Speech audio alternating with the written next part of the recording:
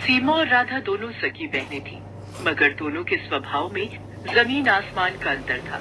राधा जहाँ स्वभाव से विनम्र और दरिया दिल थी, वहीं सीमा एक नंबर की स्वार्थी और लालची थी। कॉलेज खत्म होने के बाद उनके माँ बाप ने उनकी शादी करने का फैसला किया। चूँकि सीमा बड़ी थी, इसलिए पहले उसकी शादी तय की गई। एक दिन घर में सीमा और राधा अपने माता पिता के साथ बैठे हुए थे। सीमा बेटा, मैंने तुम्हारे लिए एक लड़का देखा है। ये देखो, ये उसकी फोटो है। ये तो बताइए पापा कि लड़का कितना पढ़ा लिखा है, उसका घर परिवार कैसा है। मैं नहीं चाहती कि मेरी शादी किसी कम पढ़े लिखे या गरीब से हो जाए। अरे बेटा, लड़का। सारे लड़के आपस में एक दूसरे को अच्छी तरह देख लो और समझ जाओ तुम लोगों में क्या कमी है कि मैं आज तक संतुष्ट नहीं हो पाई। मायरा एक ऐसी औरत थी जो शादी के बाद अगर अपने पति से संतुष्ट नहीं होती तो वो उसको सजा देती। और आज उसी मायरा की शादी अपने ही प्रेमी अभिषेक से हुई थी और अपनी सुहागरात पर वो कहती है, अभिषेक, आखिरकार वो दिन आ ही गया है कि हम एक होने वाले हैं। मुझसे अब रहा नहीं जाता मायरा, मेरे करीब आओ। मायरा जैसे ही अभिषेक के करीब जाती है वो कहती है, तो तुम भी मुझे संतुष्ट नहीं कर पाओगे। इतना कहकर मायरा अभिषेक को बेहोश कर देती है। आंखें खुलने पर वो खुद को निर्वस्त्र हालत में एक कमरे में 27 और मर्दों के साथ पाता है। ये मैं कहाँ हूँ? भाई, हम सब खूनी वधू के शिकार हुए हैं। इतने में मायरा कमरे में आकर कहती है, तुम सब में से कोई भी पुरुष मुझे संतुष्ट नहीं कर पाया है, जिस कारण से तुम सब यहाँ हो। और जब तक मैं संतुष्ट नहीं होती, इस कमरे में और आदमी आते जाएंगे।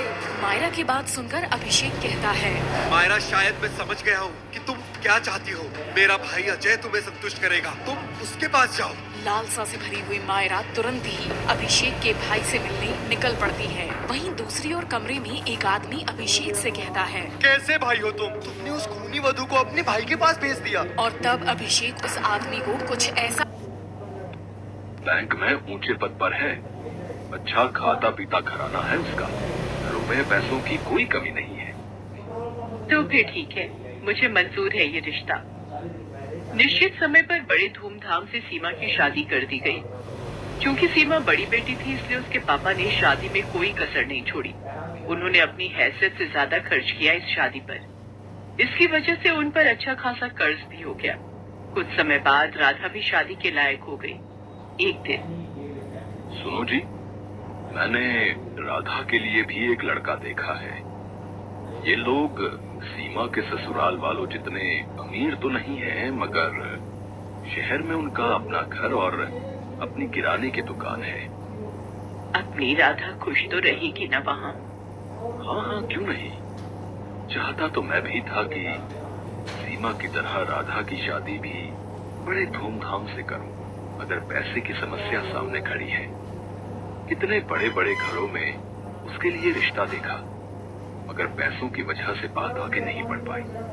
तभी राधा वहाँ आ जाती है। वो अपने माता पिता की सारी बातें सुन चुकी थी। आप चिंता मत करो पापा, आपने जहाँ मेरा रिश्ता तय किया है, मैं वहीं खुश रहूंगी। मुझे तो बस आप लोगों का आशीर्वाद चाहिए। राधा की बातें सुनकर उसके पिता को थोड़ी शांति मिली। निश्चित समय पर बड़े ही सीधे साधे तरीके से राधा की भी शादी हो गई। राधा के ससुराल में केवल उसकी सास थी, जो अक्सर बीमार रहा करती थी। राधा ने आते ही घर की सारी जिम्मेदारी अपने सर ले ली, जिससे उसकी सास को बड़ी राहत मिली। राधा दिन भर घर का काम करती थी और समय मिलने पर वह दुकान के कामों में अपने पति का हाथ भी बटाती थी। उधर सीमा की जिंदगी ऐशो आराम से गुजर रही थी। कभी शॉपिंग तो कभी किटी पार्टी। उसका सारा समय इन्हीं चीजों में बीतता था। एक दिन राधा और उसके पति दुकान पर थे, तभी वहाँ एक चमचमाती कार आकर रुकी। उसमें से सीमा और उसके पति निकले। सीमा के हाथ में मिठाई का डिब्बा था। दोनों दुकान में गए और सीमा राधा को मिठाई का डिब्बा देते हुए बोली, तेरे जीजा जी ने आज ही इस कार की डिलीवरी ली है। पूरे 20 लाख की कार है। मैंने सोचा ये खुशखबरी राधा को दी जाए। दरअसल सीमा राधा को जलाने के लिए अपनी कार दिखाने वहाँ आई थी, मगर भोली भाली राधा उसकी इस चाल को समझ नहीं पाई। मगर राधा का पति अनिल इन बातों को समझ गया। सीमा और उसके पति के जाने के बाद अनिल बोला, तुम्हारी बहन यहाँ खुशखबरी देने नहीं आई थी, बल्कि हमें जलाने के लिए यहाँ आई थी। वो जानती है ना, ये हमारी हैसियत नहीं है ना कार खरीदने की, इसलिए अपनी नई कार दिखाकर हमें चलाना चाहती थी। नहीं जी, ऐसी कोई बात नहीं है। वो भला हमें क्यों चलाना चाहेगी? ऐसी ही बात है, उसे पता है ना कि मैं कभी कार नहीं खरीद सकता।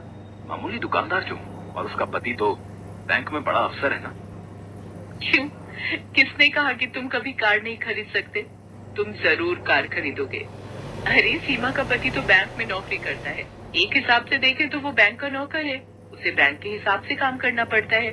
मगर यहाँ तुम तो अपने मालिक हो, तो तुम जैसे चाहो अपनी मर्जी के मुताबिक काम कर सकते हो।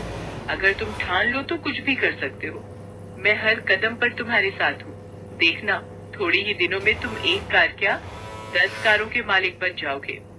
उसने सारी चिंता छोड़कर जी तोड़ मेहनत करना शुरू किया। वो रोजाना सुबह 7 बजे दुकान खोलता था और देर रात 10 बजे तक दुकान पर ही रहता था। दोपहर के बाद राधा भी उसका हाथ बटाने दुकान पर आ जाती थी। राधा और अनिल दोनों ही स्वभाव से कोमल थे। ग्राहकों से बड़ी ही विनम्रता से बात करते थे। इसका नतीजा ये होता था कि जो भी एक बार उनके यहाँ से सामान ले जाता, वो फिर बार बार वहीं आता था। ग्राहकों को कम दाम में अच्छा माल देने के लिए राधा और अनिल ने एक शानदार योजना बनाई। वो दुकान का सामान शहर के व्यापारियों से न खरीदकर सीधे दिल्ली और मुंबई जैसे बड़े शहरों से मंगाने लगे। इससे ग्राहकों को भी अच्छा सामान मिल जाता था और दुकान में मुनाफा भी ज्यादा होता था। इस तरह धीरे धीरे कुछ ही सालों में अनिल ने राधा के नाम से कई किराने, फल, सब्जियों और डेयरी उत्पादों की दुकानों का शुभारंभ किया और उनका नाम रखा राधा ग्रोसरी मार्ट। अब अनिल और राधा की शहर में कई ग्रोसरी दुकानें थी।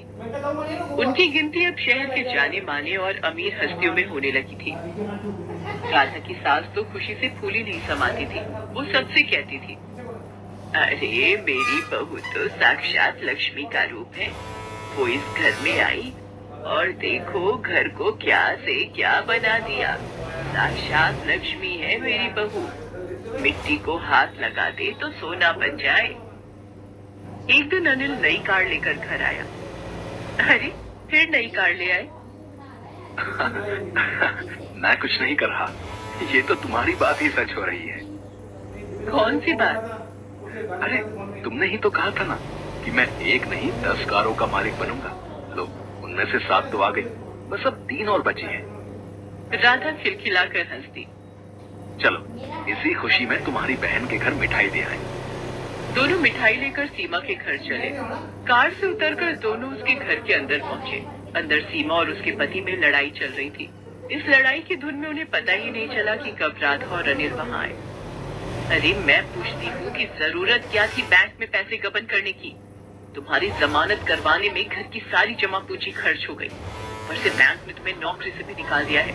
घर में एक पैसा भी नहीं है। घर, गाड़ी सब गिरवी पड़े हैं। तुम्हारे एक गलत कदम ने सब मिट्टी में मिला दिया। मैंने क्या अपने लिए बैंक से पैसे गबन किए थे? ये सब तुम्हारी वजह से हुआ है। तुम्हें ही शौक चढ़ा था पार्टी करने का, शॉपिंग करने का। अब भुगतो। देखो जी, ताने मत मारो। कोई और लड़की होती तो अब तक तुम्हें ठेंगा दिखाकर अपने मायके चली गई होती। तो तुम भी चली जाओ ना, किसने रोका है तुम्हें? जानते हो ना कि मेरे मायके की हालत खराब है, इसीलिए शेर बन रहे हो। अभी वो लोग झगड़ ही रहे थे कि उनकी नजर अनिल और राधा पर पड़ती है। सीमा रोते हुए राधा से लिपट जाती है। अरे आप लोग यहाँ, मैं आपको कुछ कहने की जरूरत नहीं है, हम लोग सब जान चुके हैं। मैंने सुना है इस महीने आप एक नई ग्रोसरी स्टोर खोलने वाले हो। अगर वहाँ का मैनेजर आप मुझे बना दे तो बड़ी कृपा होगी। हमारे घर की हालत तो आप देख ही रहे हैं, आपसे कुछ छुपा हुआ नहीं है। अनिल और राधा ने एक बार एक दूसरे की ओर देखा और फिर सीमा के पति को हाँ